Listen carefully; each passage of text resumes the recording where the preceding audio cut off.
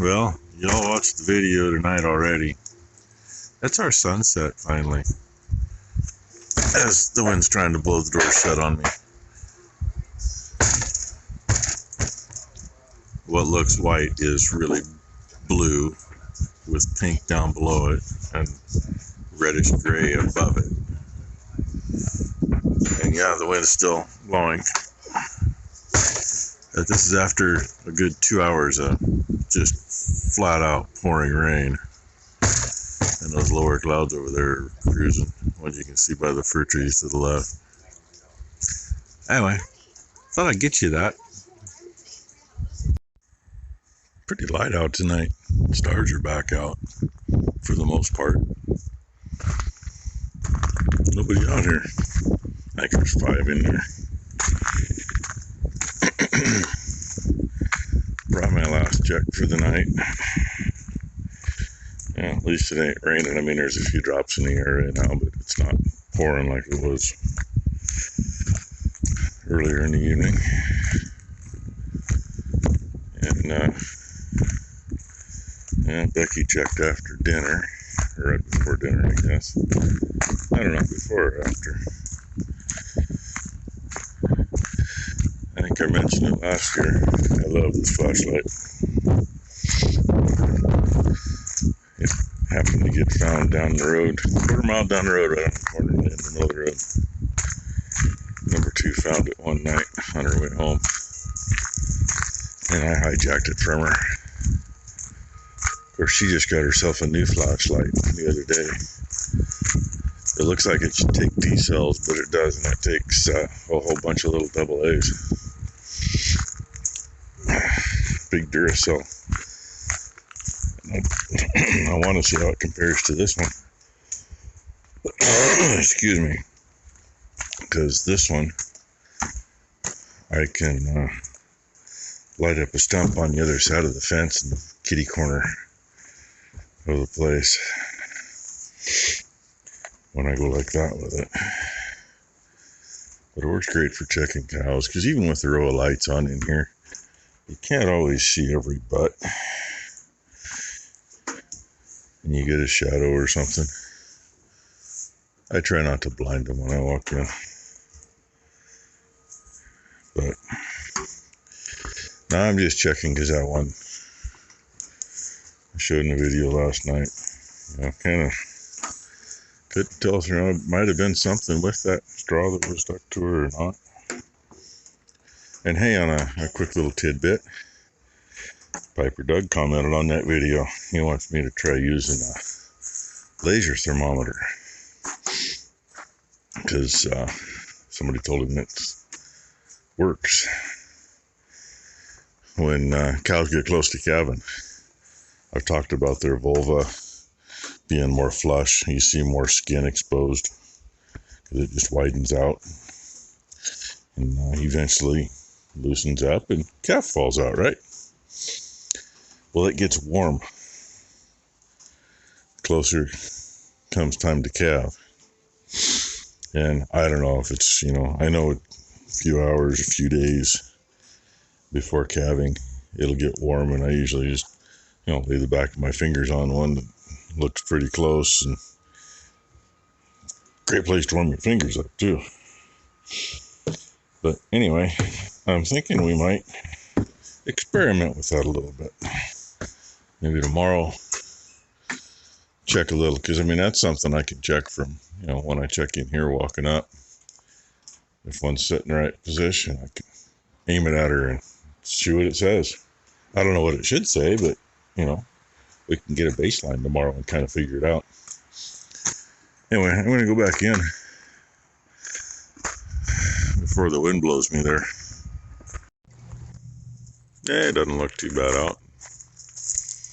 The wind's coming and going. It's died down some now.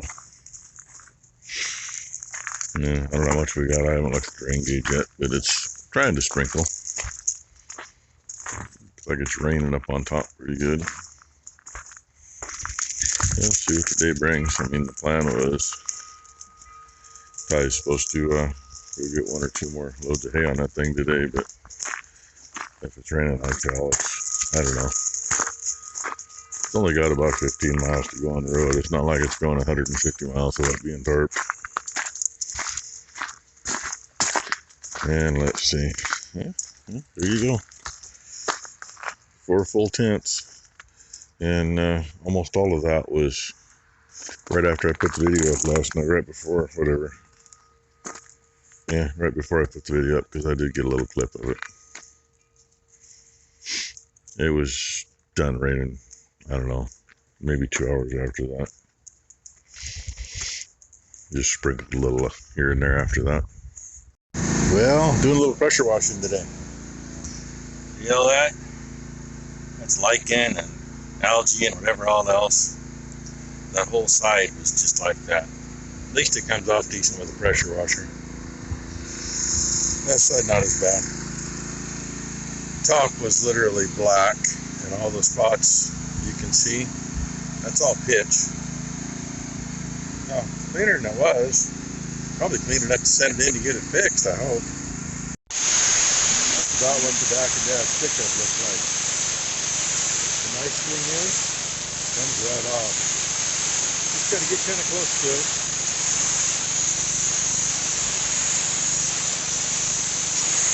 Just keep working on it.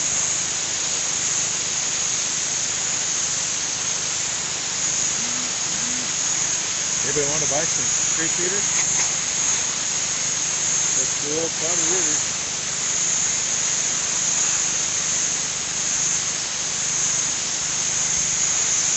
Yep, they've been around. This one was the very first one we ever bought. Did a bunch of work to it when we got it.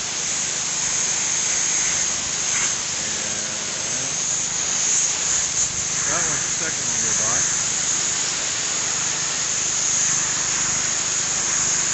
But you know, we don't need 4 of them anymore. The other 2 we bought as a pair, and they're around the corner below the barn. Honest, they're in a little bit of shape. They had the sides redone and the skids redone on it. That's a big difference from moving. Tell they're in a hurry. I'm letting them in early. I still got to go in and check in the barn, but I'm going to watch these girls go in.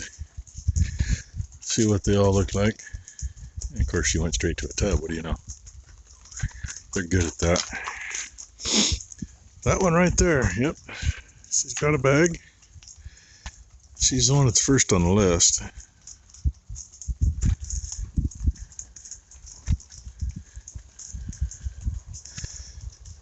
Well, anytime in the next week, her bag ain't full, but it's filling up. I didn't get a chance to try that laser thermometer trick, because number one, he ain't here today at all. She was supposed to go get the last 2 loads of hay that Maury had. Yeah, that didn't happen, so I've been doing what nobody else would do, you know. And no, I did not finish pressure washing those creep feeders here. Here you go. There's the other 2 sitting right there. Yeah, Blue's getting him some good shit water. Yum. Anyway, I will bring you back here in a minute and show you how far I didn't get on those feeders. I stood here on the ground and got about halfway across the hopper on it. Did this end. Just need to get up there and do it. This one's actually in the best shape of the 2. It's still got the bottom rail. I don't even think it's been replaced. The other one, yeah, ain't no bottom rail left. That's why that's bent, because I hook it with the forks and tied a chain on it so it'd come with me. And yeah, that leg there, it hooked on a root on the tree it was parked next to. You know, it started to move, moved about 2 feet, and I said stop. So this one's still got a little pitch stuck to it. Clean the inside up, but it still need to get in and take the drain plugs out. Each end in the pan in there, there's a 1/2 or 5/8 inch hole and a 1/2 inch bolt dropped in it to plug it. Get that done and then finish cleaning this one up. I don't know, I didn't get on the other side. Kind of hard to get there. My fat ass doesn't fit between over there. And there's a counterweight barrel sitting over on the other corner. But I got it that far. And yeah, you know, been almost 4 years since that pickup's had a wash job. That crinkle there, one under the door and the door here, that was from the first time Dad wrecked it. He missed a 90-degree corner and went up over a berm. That tire broke off the bead. And, you know, thank God it had 60 or 70 pounds in it, because it still had 40 pounds left in it to get home. It sealed back up. And this was the last time. He was at a stoplight. Light turned green. He caught one of them little Ford, real short box, I think little Rangers. The mark on the bumper was the back tire on it.